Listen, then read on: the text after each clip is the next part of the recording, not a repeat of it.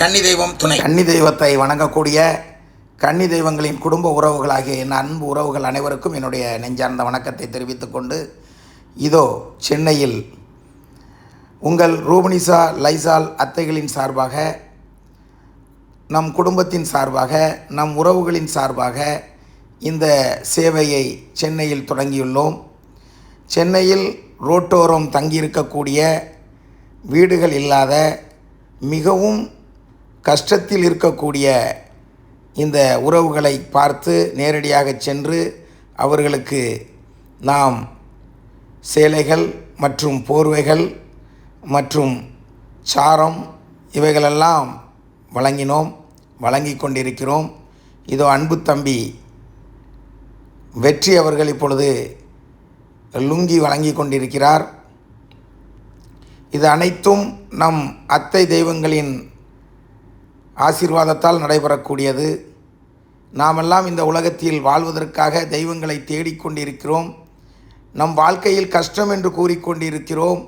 ஆனால் இந்த கஷ்டங்களை எல்லாம் பார்க்கும் பொழுது நம் கஷ்டங்கள் ஒன்றும் பெரிதாக எனக்கு தெரியவில்லை. இருந்தாலும் நாம் அனைவரும் வாழ பிறந்தவர்கள். இதோ அன்பு தம்பி பாலாஜி அவர்கள் போர்வை ஒவ்வொருவருக்கும் போர்த்தி கொண்டிருக்கிறார்.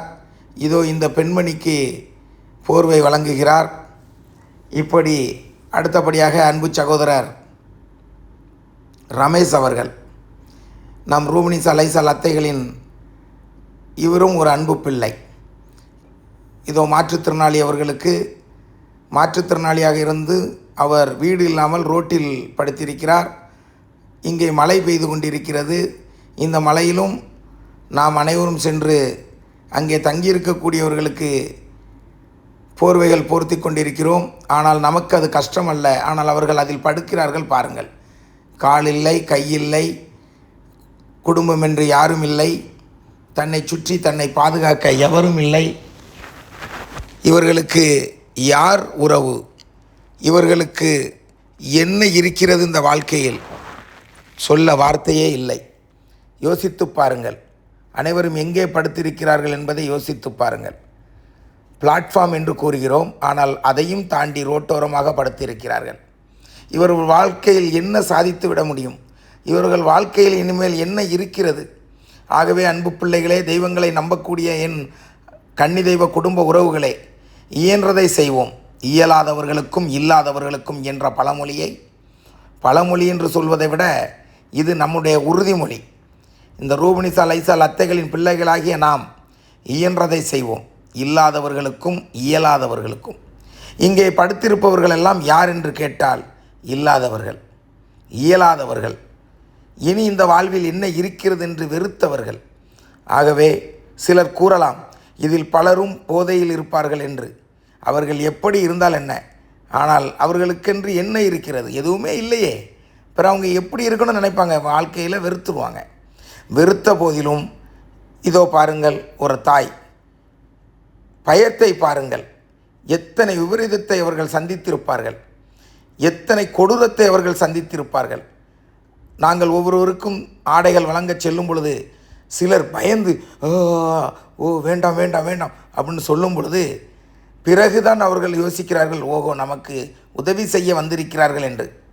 அவர்களுடைய பெண்களுடைய பதட்டத்தை பார்க்கும் பொழுது அந்த பெண்கள் துன்புறுத்தப்பட்டிருக்கிறார்கள் என்பதை நாங்கள் உணர்ந்தோம். இறைவா, இதற்கு நான் என்ன சொல்லி வேண்டுவது? சொல்ல வார்த்தைகளே இல்லை. சிலர் பக்குவமாக வாங்கிக் கொள்கிறார்கள், சிலர்கள் பயப்படுகிறார்கள். இதில் ஒரு பெரிய கொடுமை, ஒரு பெண் குழந்தையோடு, அந்த குழந்தைக்கு 10 வயசு தான் இருக்கும், அந்த குழந்தையோடு ரோட்டில் ஒரு குடும்பம் தாயும் பிள்ளையும் படுத்திருந்தார்கள். என்னால் அதை தாங்கிக் கொள்ளவே முடியவில்லை. இதோ இந்த 2 பேருக்கு மத்தியில் ஒரு பெண் குழந்தை படுத்திருக்கிறது. சிந்தித்து பாருங்கள். சிலர் கூட சொல்வார்கள், இவர்களுக்கு வீடு இருக்கிறது, ஆனால் வீட்டிலிருந்து வெளியில் வந்து படுத்திருக்கிறார்கள் என்று. நாங்கள் கொடுத்த அனைவருமே வீட்டிற்கு பக்கத்தில் படுத்திருப்பவர்கள் அல்ல. வீட்டையும் தாண்டி ரோட்டில், அதுக்கு பக்கத்தில் பிளாட்ஃபார்ம் தான் இருக்கே தவிர வீடு இல்லை. நான் இவரை பாருங்கள், சாக்கு கோணி, பிளாஸ்டிக் சாக்கை மேலே போத்திக்கிட்டு உள்ளே படுத்திருக்கிறார். அதனால தான் அவரை தட்டி எழுப்பி அவர் கையில் போர்வை கொடுத்து இந்த பெட்ஷீட்டை பற்றி படுத்துக்கிடுங்க ஏன்னு கொடுத்தோம். மிகப்பெரிய இதெல்லாம் பெரிய சோதனை. இதெல்லாம் பார்க்கும்போது இதில் இன்னொன்று பாருங்கள், அவர் எந்திரிச்சு நன்றி சொல்கிறார். அவர் நன்றி சொல்ல வேண்டிய அவசியமே இல்லை. இவங்களுக்கெல்லாம் கொடுக்க வேண்டிய கடமை நமக்கு இருக்கிறது. இந்த ரோட்டோரமாக யோசிச்சு பாருங்கள், மழை பெஞ்சால் மலையில் படுத்து கிடக்காங்க. மழை, புழுதி, காற்று, குளிர், கொசுகடி, அழுக்கு, இவையெல்லாம் விட இந்த உலகத்திலே நாமெல்லாம் கஷ்டம்னு சொல்கிறதுக்கு ஒன்றுமே இல்லை. உங்களுக்கெல்லாம் கன்னி தெய்வம் இருக்கிறார்கள். அந்த தெய்வத்தை முறைப்படி எடுத்து வணங்குங்கள். இந்த பாருங்கள், அவருக்கு சந்தோஷத்தை பாருங்கள். இந்த பாருங்கள், ஒரு கணவன் மனைவி ரோட்டில் எப்படி படுத்திருக்காங்க பாருங்கள். நடு ரோட்டில் படுக்க இடம் இல்லை. குடும்பம் எப்படி நடத்துவாங்க? இவங்களுக்குன்னு என்ன இருக்குது? இந்த மக்களுக்கு நாம் என்ன செய்ய போகிறோம்? நாம் நல்லா இருக்கணும்னு சாமி கும்பிட்றோம். என்றைக்காவது இவங்களை பற்றி நாம் யோசிச்சுருக்கிறோமா? யோசிக்கணும். நாம் நல்லா இருக்கணும். நம்ம நல்லா இருந்து நாம் இந்த மாதிரியான மக்களுக்கு உதவி செய்யணும், அள்ளி அள்ளி கொடுக்கணும். அதுக்கு காரணமாக நம்ம கன்னி தெய்வம் இருக்கணும். இப்படி ஒருத்தன் உழைச்சான், கன்னி தெய்வத்துக்காக உழைச்சான். ஆனால் அதன் மூலமாக அத்தனை உறவுகளையும் வாழ வச்சான். வாழ வச்சது மட்டுமல்ல, இத்தனை உறவுகளுக்கு கன்னி தெய்வங்களின் மூலமாக உதவிகள் செய்து கொண்டிருக்கிறான் என்ற வார்த்தைகள் வந்து கொண்டே இருக்க வேண்டும். எல்லா புகழும் இறைவனுக்கே என்று கூறுவதைப் போல இந்த பாவப்பட்ட வாழ்க்கை வாழக்கூடிய இந்த மக்களுக்காக நாம் நம் கன்னி தெய்வங்களின் ஆசீர்வாதத்தோடு வாரி வழங்கி கொண்டிருக்கிறோம் என்றது வர வேண்டும் என்று விரும்புகிறேன். இப்போ கூட நான் கொஞ்சம் உணர்ச்சி வசப்பட்டு கூட பேசலாம். என்னுடைய வார்த்தைகள் கொஞ்சம் தளரலாம். நீங்கள் யாரும் தவறாக நினைத்து விட வேண்டாம். இதோ பாருங்கள், பாலத்துக்கு கீழே சாக்கடைக்கு பக்கத்தில் ஒரு கொசு வலையை போத்துக்கிட்டு ஒரு கணவன் மனைவி ஓப்பன் பிளேஸில் படுத்து கிடக்கிறாங்க. என்ன சொல்ல? இதை நான் இன்றைக்கி புதுசாக சொல்கிறேன்னு இல்லை, எல்லா மக்களும் அறிந்திருப்பீர்கள். சென்னையில் செல்லும் பொழுது, வாகனத்தில் செல்லும் பொழுது இவர்களெல்லாம் பார்த்திருப்பீர்கள். இவர்களுக்கு நாம் என்ன செய்கின்றோம், என்ன செய்ய போகின்றோம் என்பதுதான் என்னுடைய கேள்வி.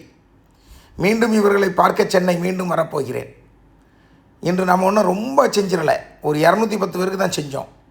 மிக விரைவில் மீண்டும் 2000 நபர்களுக்கு வழங்குகிற அளவுக்கு சென்னைக்கு வரப்போகிறேன். சுமார் 3.5 மணி நேரம் நடந்து ஒவ்வொருவருக்காக தேடி தேடி போய் சென்று கொடுத்தோம். எந்த ஒரு மொத்தமாக இருக்கக்கூடிய இடத்துக்கு செல்லவில்லை. ஒவ்வொருவராக சென்று பார்த்து எந்தெந்த இடத்துல இருக்கிறாங்க, எங்கெங்கே படுத்துருக்குறாங்கன்னு சொல்லி 2 காரில் சுற்றிக்கிட்டே இருந்தோம். தனித்தனியாக ரோட்டோரமாக சம்மந்தம் இல்லாமல் வீட்டுக்கு பக்கத்தில் எல்லாமே எங்கேயோ படுத்திருக்கக்கூடியவங்களை பார்த்து கொடுத்தோம். வீட்டுக்கு அருகில் இருப்பவர்களுக்கு கொடுத்தால் அந்த வீட்டில் உள்ளவர்கள் வெளியில் படுத்திருக்கிறார்கள் என்று வந்துவிடும். நம் உழைப்பு வீணாகக்கூடாது, நம் பணம் வீணாகக்கூடாது. நமக்கு எங்கேருந்தும் பணம் வரல, உழைச்சி சம்பாத்தியம் பண்ணி கொண்டு கொடுக்குறோம். என் கன்னி தெய்வ குடும்ப உறவுகளே, நம்ம ரூபனிசாத்தை லைசாலத்தை எத்தனையோ பேய்களை விரட்டி பல குடும்பங்களை வாழ வைக்கிறார்கள். அவர்களை நம்பிய பிள்ளைகளெல்லாம் வாழ்கிறார்கள். அப்படி இருக்கும் பொழுது இவர்களுக்கு நம் அத்தைகள் யாரென்று தெரியாது. ஆனால் நம் அத்தைகளின் பிரசாதமாகிய இந்த துணிகள் இவர்களுக்கு சென்றடையட்டும். நம்மால் இயன்றவரை இந்த மக்களுக்கு கொடுத்து கொண்டே இருப்போம்.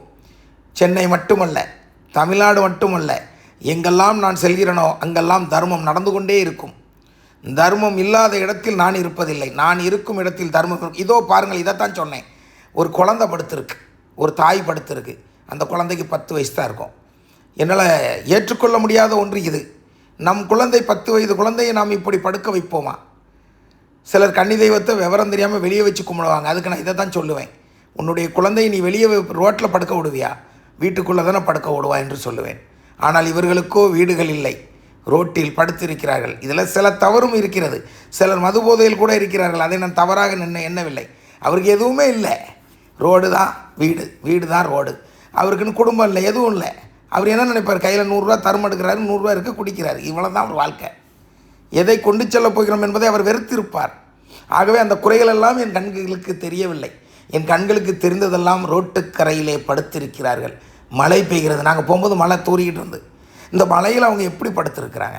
பலர்கிட்டம் சொன்னேன், ஏம்மா மலையில் படுத்திருக்கேம்மா, கொஞ்சம் எந்திரிச்சு உள்ளே படுக்கலாம்லான்னு. அந்த கதவு பக்கம் படுத்திருந்தா, கடை பக்கம் படுத்திருந்தா திட்டுவாங்க ஐயா, அதனால தான் கீழே படுத்திருக்கோன்னு சொன்னாங்க. என்ன சொல்ல ஒன்றுமே தெரியலை. ஆனாலும் கூட என்னோடு இங்கு பயணம் செய்யக்கூடிய என் உறவுகள், அன்பு தம்பி முத்துராஜ், அன்பு சகோதரர் சாலிகிராமத்தைச் சேர்ந்த ரமேஷ், அன்பு தம்பி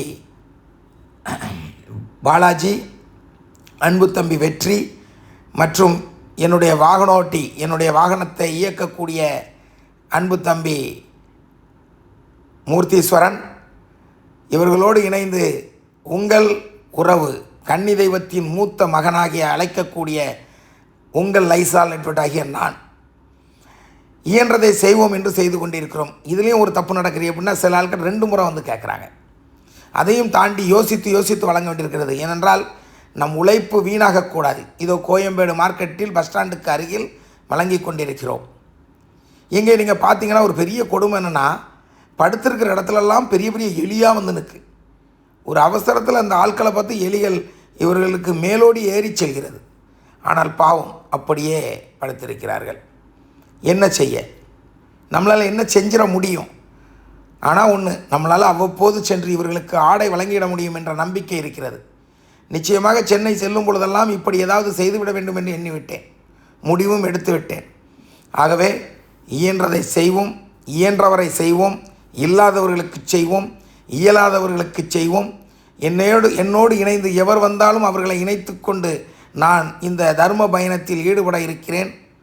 வாருங்கள் அன்பு உறவுகளே, கன்னி தெய்வத்தை வழிபடக்கூடிய என் உறவுகளே, நாம் நல்லா இருக்க வேண்டும், நம் குடும்பம் நன்றாக இருக்க வேண்டும், நம் சந்ததிகள் நன்றாக இருக்க வேண்டும் என்று நாம் வாரி வழங்கி கொண்டிருக்கிறோம். என் அன்பு பிள்ளைகளே, நாம் எப்படி வணங்குகிறோமோ நம்மிடத்திலே தெய்வ சிந்தனை இருக்க வேண்டும். நம்மிடத்திலே தெய்வ சிந்தனை தான் நம்மை வாழ வைக்கும். அந்த வாழ்வதின் பெயரால் தர்மம் செய்ய வேண்டும். அந்த தர்மத்தின் பெயரால் 10 பேர் பயனடைய வேண்டும். அன்பு பிள்ளைகளே, திரும்பவும் கூறுகின்றேன், இயன்றதை செய்வோம், இல்லாதவர்களுக்கும் இயலாதவர்களுக்கும். இதோ பாருங்கள், எத்தனை மக்கள் ரோட்டோரமாக படுத்து கிடக்காங்கன்னு, எத்தனை பெண்கள் ரோட்டோரமாக படுத்து கிடக்காங்க, எத்தனை ஆண்கள் ரோட்டோரமாக படுத்து கிடக்காங்க. யாருமே இல்லை. என்ன இருக்குது இவங்க வாழ்க்கையில்?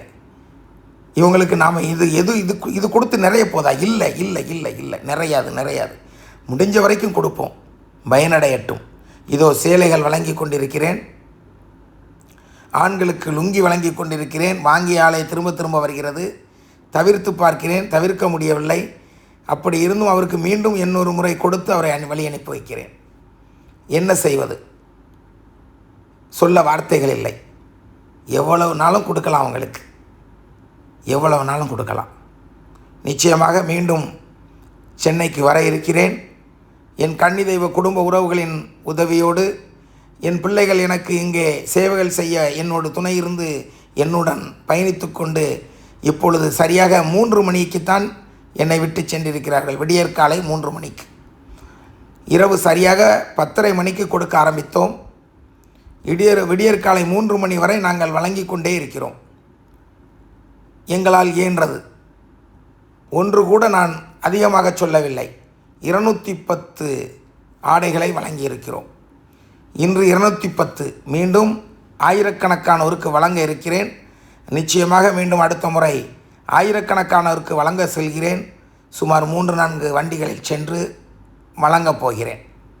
அன்பு உறவுகளே, தயவு கூர்ந்து இயன்றதை செய்யுங்கள். தெய்வங்கள் துணையோடு நீங்களும் செய்யுங்கள். இல்லை என்றால் என்னோடு இணைந்து பயணம் செய்யுங்கள். மகிழ்ச்சி அடைவேன். எல்லாராலையும் இப்படி போய் கொடுத்துட முடியுமான்னா நேரம் வேணும், நேரம் இருக்காது. அதுக்குன்னு பணச்செலவுகள் லட்சக்கணக்கில் தேவைப்படும். கண்டிப்பாக பார்த்திங்கன்னா, நான் திருநெல்வேலியிலேருந்து சென்னை சென்று சென்னையில் வழங்கி கொண்டிருக்கிறேன். நான் செல்லும் பொழுது ஒரு கார், அங்கு சென்ற பிறகு அங்கு ஒரு கார், 2 காரில் சென்று வழங்குகிறோம். சுமார் 2, 4, 6, 7 பேர் சென்றோம். இந்த 7 பேரும் இன்றைய பொழுது முழுவதும் இருந்து விடிய வழங்கி கொண்டே இருந்தோம். அதாவது ஒரே இடத்துலேருந்து 2000 பேருக்கு வேணாலும் கொடுத்துடலாம். தேவையானவர்களுக்கு வழங்க வேண்டும், இல்லாதவர்களுக்கு வழங்க வேண்டும், இயலாதவர்களுக்கு வழங்க வேண்டும். இந்த பாருங்கள், அவருடைய முகத்தில் முகமலர்ச்சியை பாருங்கள். வாங்கிய பிறகு அவர் அந்த தம்பியின் முன்பு நிற்கிறார்கள். இந்த சந்தோஷத்தை எவ்வாறு சொல்லுவது? சிலர் கூட ஒன்று வாங்க தான் செய்கிறாங்க, வாங்கிட்டு போகிறாங்க. என்னத்தை கொண்டு போகிறோம்? முடிஞ்ச வரைக்கும் கொடுப்போம். நம்ம கண்ணுக்கு தெரிஞ்சு சிலர் வாங்கிட்டு போனால் வாங்கிட்டு போட்டு அப்படிங்கிற உணர்வு வந்து விடுகிறது. இருந்தாலும் இயன்றவரை வழங்கும் எண்ணங்களை நமக்கு தந்த கன்னி தெய்வமாகிய ரூபினி சலைசால் அத்தைகளை என்றும் நன்றி கூறிக்கொண்டே இருப்பேன். என்னுடைய தர்ம பயணம் இதோ 29 ஆண்டுகளை நெருங்கி கொண்டு இருக்கிறது. வரும் ஆடி 30 29வது ஆண்டு விழா அத்தைகளுக்கு. இந்த 29 ஆண்டுகளும் அத்தைகளின் பெயரை சொல்லி எந்த ஊர் என்று பார்ப்பதில்லை. என் ஊருக்கு மட்டும்தான் தான தர்மமா என்றால் கிடையாது. மக்களை நேசிக்கின்றேன், மனிதனை நேசிக்கின்றேன், கன்னி தெய்வத்தை நேசிக்கின்றேன். கன்னி தெய்வத்தின் பணத்தை வைத்து மக்களுக்கு வழங்கி கொண்டிருக்கிறேன். அது எந்த ஊர், என்ன மதம், என்ன ஜாதி, யார், எதுவும் நமக்கு தேவையில்லை. வறுமை கோட்டுக்கு கீழ் இருப்பவர்களுக்கு உதவி கொண்டே இருக்கலாம். இதோ இங்கே Koyambedu market, Koyambedu bus stand, இந்த ஏரியாக்கில் நடந்து சென்று அவர்களுக்கு வழங்கி கொண்டிருக்கிறோம். அடுத்த முறை என்னோடு இன்னும் பல உறவுகள் வருவதாக வாக்களித்திருக்கிறார்கள். அப்போ கூட 20 பேர் 30 பேர் இருந்தாங்கன்னா 30 பேர் கையிலும் இருக்கும். டக்கு டக்கு டக்குன்னு கொடுத்துட்டு போயிட்டே இருக்கலாம். நிச்சயமாக மிகப்பெரிய ஒரு புரட்சியை ஏற்படுத்த செல்கிறோம். மிகப்பெரிய அளவுக்கு மக்களுக்கு வாரி வழங்க இருக்கிறோம். இதோ திருநங்கை சகோதரிகள், அவர்களுக்கு சேலைகள் வழங்கி கொண்டிருக்கிறோம். அவர்களுக்கும் இயன்றதை கொடுத்து கொண்டிருக்கிறோம். மகிழ்ச்சி உறவுகளே, என்னுடைய அன்பு சகோதரர் ரமேஷ் அவர்கள் வழங்கி கொண்டிருக்கிறார்கள். இது அனைத்தும் கன்னி தெய்வத்தின் பணமே. இது அனைத்தும் ரூபனிசா லைசால் அத்தைகளின் பெயரினால் கொடுக்கக்கூடிய பொருட்கள். இதற்காக நாம் யாரிடமும் சென்று ஐயா நாங்கள் இப்படி செய்கிறோம், நீங்கள் ஏதாவது ஹெல்ப் பண்ணுவீங்களான்னு நாங்கள் கேட்குறதில்ல. நாங்கள் தானாக சென்று கொடுக்கிறவர்கள். யாராவது விரும்பி வந்து என்னுடைய பங்கு இவ்வளவு இருக்கிறது என்று தந்தால் வாங்கிக் கொள்வோம். ஆனால் எந்த ஒரு சூழ்நிலையிலும் யாரிடத்திலும் நன்கொடை தருவீர்களா என்று கேட்பதில்லை. நாம் வணங்கக்கூடிய கன்னி தெய்வங்கள் அப்படி நம்மளை வளர்க்கவில்லை. இருப்பதை வழங்குகிறோம், இல்லாதவர்களுக்கும் இயலாதவர்களுக்கும் இன்னும் வழங்குவோம். எத்தனை வருடங்கள் வழங்குவோம் என்று கேட்பதற்கு ஒன்றுமே இல்லை. என் வாழ்நாளில் உயிர் இருக்கும் வரை நான் வழங்கி கொண்டே இருப்பேன். என்னோடு இருக்கக்கூடிய உறவுகள் கையில் கொடுக்க வைப்பது எனக்கு மகிழ்ச்சி. தனியாக சென்று நான் வழங்கலாம், ஆனால் அதில் எனக்கு சந்தோஷம் கிடையாது. என் உறவுகள் என்னோடு எப்பொழுதும் இருக்கும். எங்கு சென்றாலும் எனக்கு 4 உறவுகள் இருக்கிறார்கள். இன்று இதை செய்வோம் வாருங்கள் என்றால் அவர்களுடைய தொழிலை போட்டுவிட்டு வருகிறார்கள். இன்றெல்லாம் அன்பு தம்பி முத்துராஜ் அவர்கள் கடையை அடைத்து விட்டு வந்து விட்டார். அண்ணா என்ன செய்ய வேண்டும், நான் இருக்கிறேன், எங்கே வேண்டுமானாலும் வருகிறேன் என்று. என் மகன் கனிராஜன் அவர்கள் வருவதாக இருந்தார்கள், வர முடியவில்லை. கால்வலி காரணமாக அவரால் வர முடியலை. என்னோடு கூடவே பயணம் செய்யக்கூடிய பிள்ளைகள். இப்படி ரூபனிசா லைசால் குடும்பத்தில் பல குழந்தைகள் இருக்கிறார்கள். இன்னும் பல உறவுகளை நீங்கள் இங்கே காண இருக்கிறீர்கள். நம் தர்மத்தின் மூலமாக. தர்மமே துணை, கன்னி தெய்வமே துணை. கன்னி தெய்வத்தின் காசால் தர்மங்கள் நடக்கிறது என்பதை உங்களுக்கு உணரச் செய்து கொண்டிருக்கிறேன். லைசால் நெட்வொர்க் என்று நீங்கள் கூறினாலே தர்மம் என்ற அர்த்தம் வந்து கொண்டே இருக்க வேண்டும் என்று விரும்புவேன் நான். இது இன்றல்ல நேற்றல்ல, சுமார் 29 வருட பயணங்கள். தொடர்ந்து தான தர்மங்கள் செய்து கொண்டிருக்கிறோம். இத்தனை வருடங்கள் தான தர்மம் செய்திருக்கிறோம் என்றால் இதுவே நமக்கு மிகப்பெரிய ஆசீர்வாதம். எதை சேர்த்தோம் என்று கேட்டால் தர்மத்தை சேர்த்தோம் என்று கூறுவேன். எவ்வளவு சொத்து வைத்திருக்கிறாய் என்றால் உங்களை போன்ற உறவுகள் எல்லாம் எனக்கு குடும்பமாக இருக்கிறது, அதுவே எனக்கு சொத்து என்று கூறுவேன். இந்த ஏழைகளுக்கு நாம் சொத்து, நமக்கு இவர்கள் சொத்து. நாம் யார் என்று இவர்களுக்கு தெரியாது. காரணம், சுமார் 700 கிலோமீட்டர் தள்ளி வந்து இவங்களுக்கு கொடுத்துட்ருக்குறோம். நம்மளுடைய நோக்கம் நாம் யாரென்று இவர்கள் பார்க்க வேண்டும் என்பதல்ல. நாம் யாரென்று இறைவன் பார்த்தால் போதும். சிலர் கூட சொல்லலாம், இதுக்கு இந்த வீடியோ எடுக்காமலே நீங்கள் இப்போ பண்ணிட்டு போயிடலாமேன்னு. இதுலேயும் ஒரு விஷயம் இருக்கிறது. என்னுடைய வீடியோக்களை பார்த்து பல உறவுகள் தான தர்மங்கள் செய்கிறார்கள். உங்களை பார்த்தா ஒரு இம்ப்ரெஷனாக இருக்கிறது, உங்களை பார்த்தா எங்களுக்கு ஒரு உற்சாகமாக இருக்கிறது, எங்களுக்கு ஒரு ரோல் மாடல்னு எத்தனையோ உறவுகள் சொல்லியிருக்கிறார்கள். ஒரு காலகட்டத்தில் நான் முகநூலில் 25 லட்சம் பேருக்கு மேலே என்னுடைய வீடியோக்கள் எல்லாம் பார்த்துருக்குறாங்க. என்னுடைய சூழ்நிலை, என்னுடைய கஷ்டத்தின் காரணமாக, தொழிலில் உள்ள ஈடுபாட்டின் காரணமாக ஃபேஸ்புக் வர்றதெல்லாம் நான் நிறுத்திட்டேன். இந்த கொரோனா காலகட்டத்துக்கு பிறகு நானும் ரொம்ப வறுமையை சந்தித்தேன், பல இன்னல்களையும் கஷ்டங்களையும் சந்தித்தேன். அத்தனை கஷ்டங்களிலுமிருந்து மீண்டு வந்து கொண்டிருக்கிறேன், கன்னி தெய்வங்களின் துணையோடு, ஆசீர்வாதத்தோடு. எவ்வளவு கடலளவு பிரச்சனைகள் வந்தாலும் நான் வணங்கக்கூடிய ரூபனிசா லைசால் அத்தைகளாகிய கன்னி தெய்வங்கள் என்னை கைவிட மாட்டார்கள். அன்பு உறவுகளே, என் பிள்ளைகளே, என்னை ஆசானாகவும் குருவாகவும் ஆசிரியனாகவும் தகப்பனாகவும் சகோதரனாகவும் அண்ணனாகவும் என்னை ஏற்றுக்கொண்ட அன்பு பிள்ளைகளே, சாமியாகவும் என்னை பார்க்கும் அன்பு பிள்ளைகளே, வாருங்கள். எப்படி கன்னி தெய்வத்தின் மூலம் நாம் வாழப்போகிறோமோ அந்த வாழ்க்கையின் மூலம் நமக்கு கிடைத்த செல்வத்தின் மூலம் நம்மால் இயன்ற தர்மத்தை செய்வோம். தர்மத்தின் மூலமாக தான் தெய்வத்தின் துணையை பார்க்க முடியும். தர்மத்தின் மூலமாக தான் தெய்வம் நம்மோடு துணையை நாம் உணர முடியும். தர்மம் வெல்லும். தர்மம் இருக்கும் இடத்தில் நம் கன்னி தெய்வம் இருக்கும் என்பதை கூறிக்கொண்டு இன்னும் இதே போன்று பல உதவிகளை நம்முடைய கன்னி தெய்வ சேனலில் நீங்கள் பார்க்க போகிறீர்கள். இதோ ஒரு தாய்க்கு சேலை எடுத்து கொடுக்கிறேன். இதுதான் மகிழ்ச்சி எனக்கு. இது இன்றல்ல நேற்றல்ல 29 ஆண்டு காலங்களாக நாம் வழங்கி கொண்டிருக்கிறோம். நம் நோக்கம் இந்த தான தர்மங்கள் கொடுத்து கொண்டே இருக்க வேண்டும். என்னுடைய ஆசைகளெல்லாம் இன்னும் நிறைய இருக்குது. நான் அதை இன்னும் வெளிப்படையாக சொல்ல விரும்பலை. காலம் இருக்குது, நீங்களே பார்ப்பீங்க. அவ்வளோ வரும். சிலர் நினைக்கலாம், இவர் என்னடா கணக்கில் போகிறாரு, ஒன்று கன்னி தெய்வம் ஒன்று பேசிகிட்டு இருக்கிறாரு, இல்லைன்னா எங்கேயோ தர்மம் கொடுத்துட்ருக்கிறாரு, இல்லை எங்கேயோ ஒரு கோயிலில் போய் இருக்கிறாரு அப்படின்னு நினைக்கலாம். என்னை படைத்த இறைவன் என்னை இவ்வாறு படைத்திருக்கிறான். வீட்டுக்கு 10 நாள் இருந்தால் ரோட்டுக்கு 20 நாள் இருக்கிறேன்.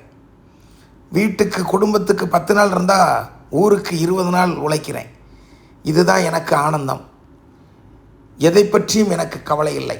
என்னை சுற்றி இருக்கக்கூடிய கன்னி தெய்வங்கள் என்னோடு கூட இருந்து பல நன்மைகளை செய்ய வைத்து கொண்டிருக்கிறார்கள்.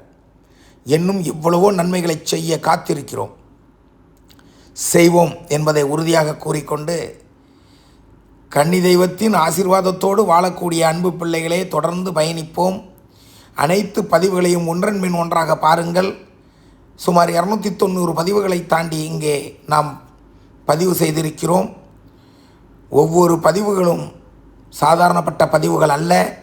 இது கன்னி தெய்வ குடும்ப உறவுகளுக்கான பதிவுகள்.